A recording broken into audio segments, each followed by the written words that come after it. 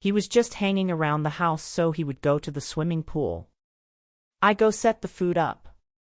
There was one person Elvis Presley trusted more than anyone else behind the gates of Graceland, not family, not his closest friends, not a bodyguard, not a bandmate, but his maid Nancy Rooks.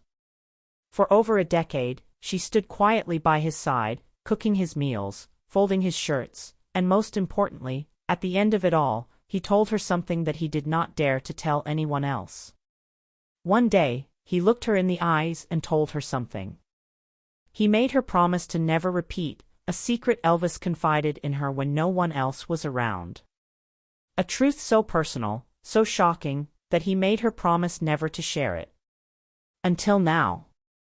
Nancy has finally broken her silence, and what she's revealed has stunned even the most devoted Elvis fans. And why is she choosing now to finally reveal it? Stay with us because this secret is downright groundbreaking. Before her death, Elvis Presley's maid finally told the secret he made her promise to keep.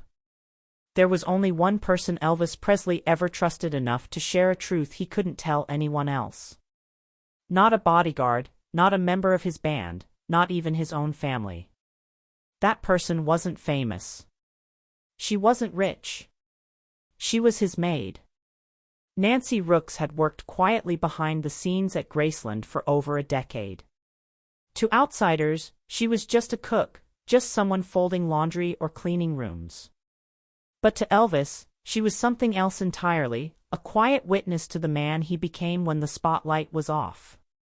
She saw him when the crowds were gone, when the laughter faded, when the weight of being the king became too heavy to carry alone.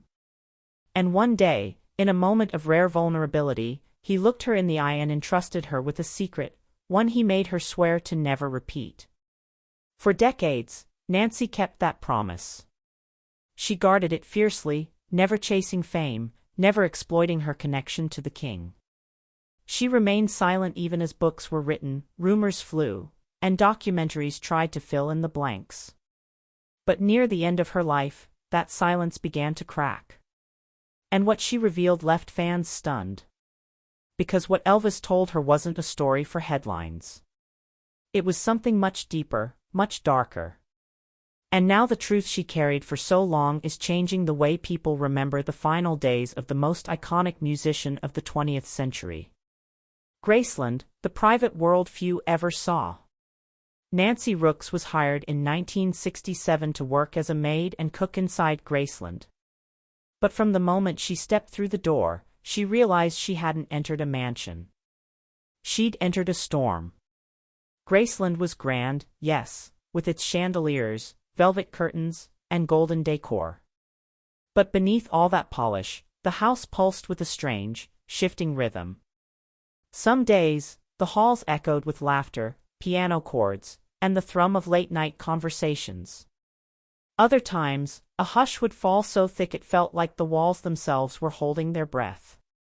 Nancy saw Elvis at his most human, shuffling through the kitchen barefoot, hair messy, yawning over his coffee, asking if there was any bacon left.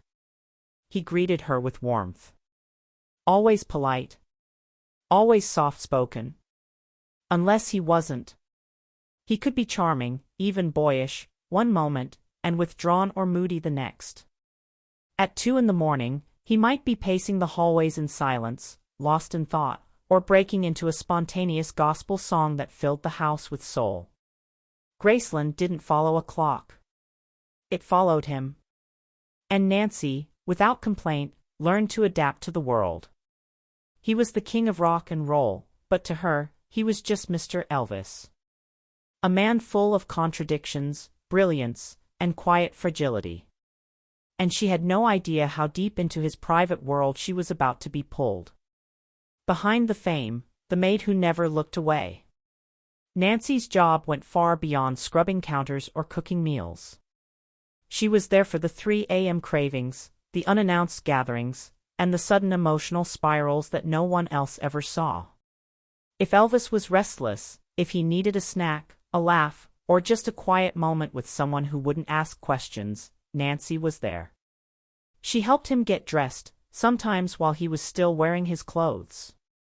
She laid out his scarves and rings with precision, always remembering which watch matched which jumpsuit.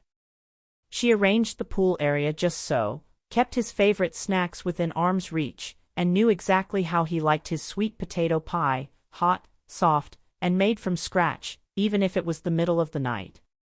Elvis was obsessed with cleanliness, showering multiple times a day, sometimes within the same hour, and yet he allowed Nancy into his most private spaces, into the bathroom, into the bedroom, into the chaos. She became a steady presence in a world where nothing stayed steady for long.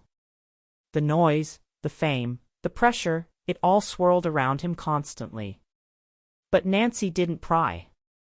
She didn't judge. She watched, listened, and stayed loyal. Somewhere along the way, she stopped being just an employee. She became the person who would carry his most sacred and important secret. The morning everything changed.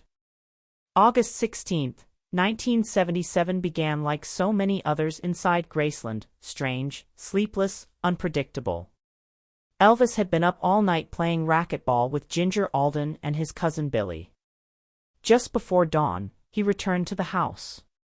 Nancy was already in the kitchen preparing for another long day. He looked pale and exhausted. "No food," he said. "Just some water."